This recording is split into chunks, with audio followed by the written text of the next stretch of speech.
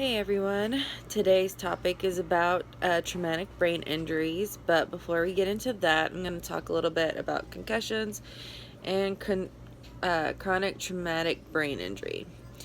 Concussions can occur as a result of a traumatic blow to the head that causes the brain to move rapidly into back and forth like a whip-like fashion in your skull. The sudden movement will cause the brain to bounce and twist around inside the skull, stretching and damaging cells and structures inside your brain. This damage can cause chemical changes to your brain and affect how it can function.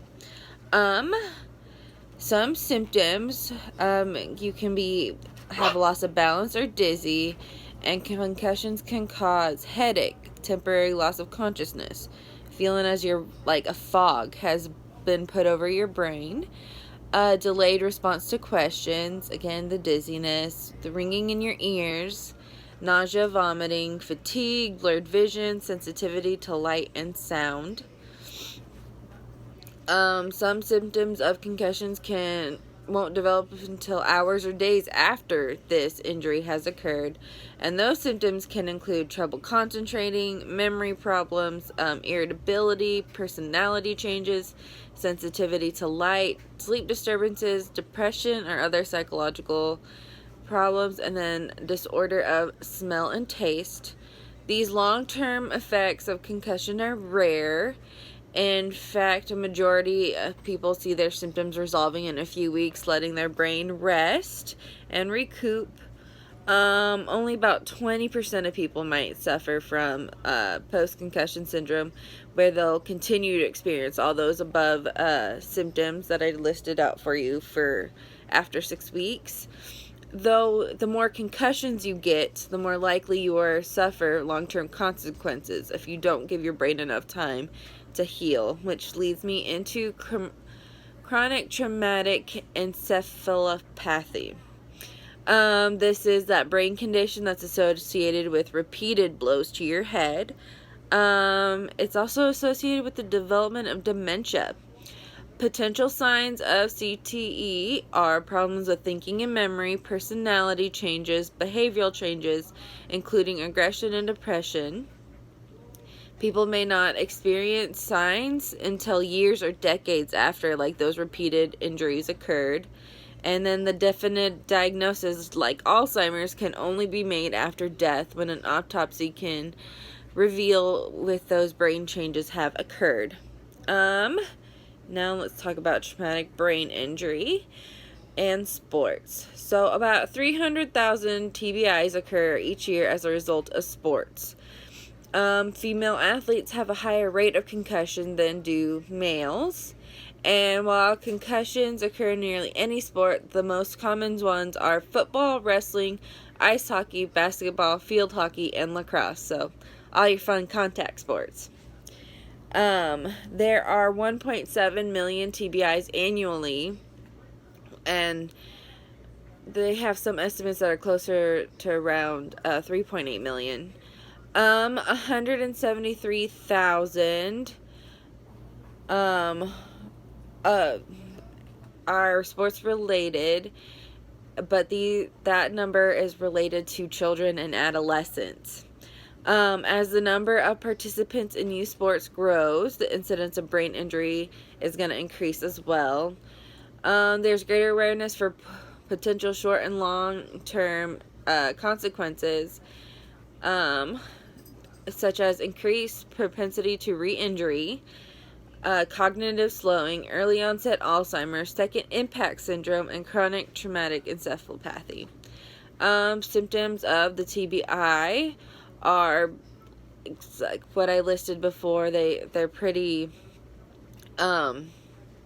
similar to concussions. Can have mood changes, emotional outbursts, and behavioral changes might also be a principal manifestation symptom.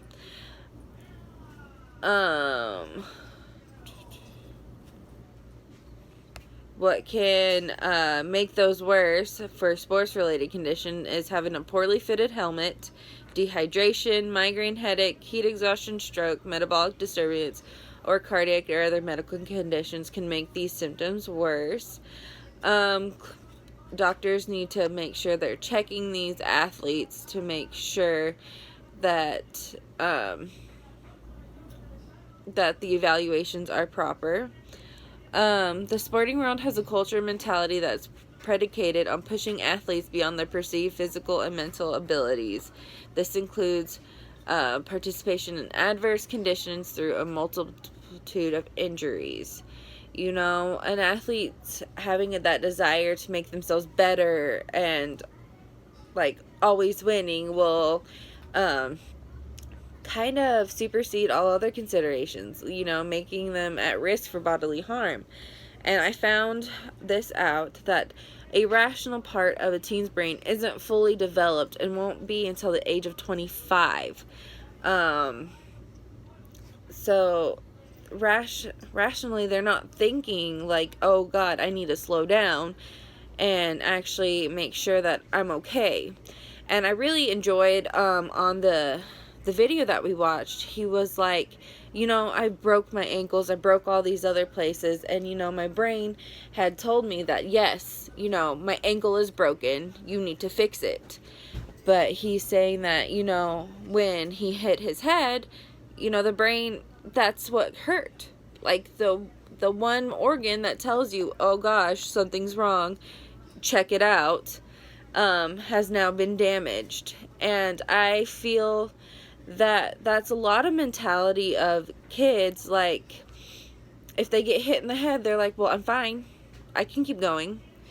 And that's, I like sports for children. I think it's a great way to burn off some of that energy and develop friendships and socialization.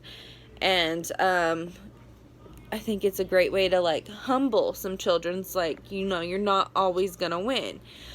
But what I see as a problem is when parents get, and I'm not a parent, so I'm gonna just throw that out there, but I see it when parents are putting their kids down.